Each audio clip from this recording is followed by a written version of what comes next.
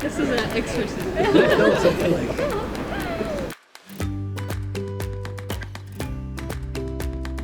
さあ、優勝しますね。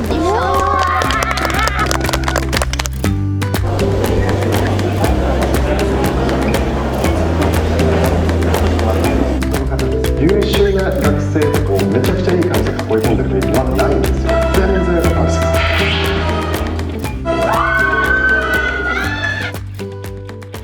こんにちは、JPortの唐橋です。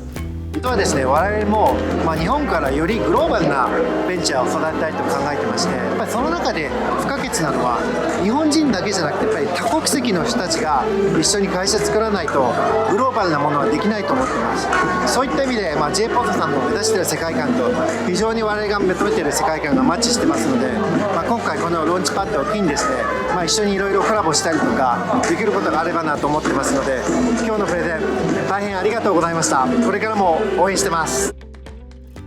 So JPort's vision is global people make global companies. And I knew from the very beginning that this company valued international people when Hiromi-san's final message was for us to use our differences to our advantage. This is the idea that really persuaded me to join JPort full-time.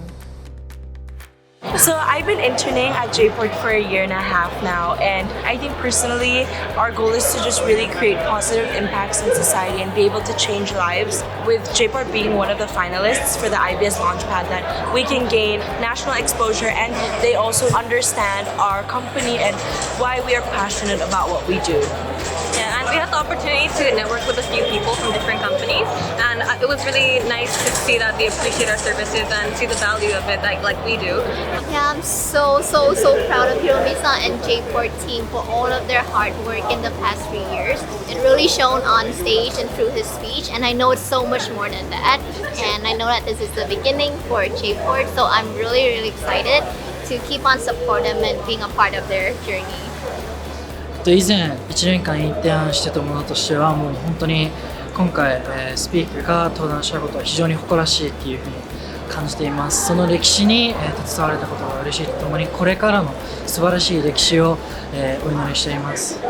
And we're just very glad that we were able to have this opportunity to bring JPort to a larger audience than we've been able to.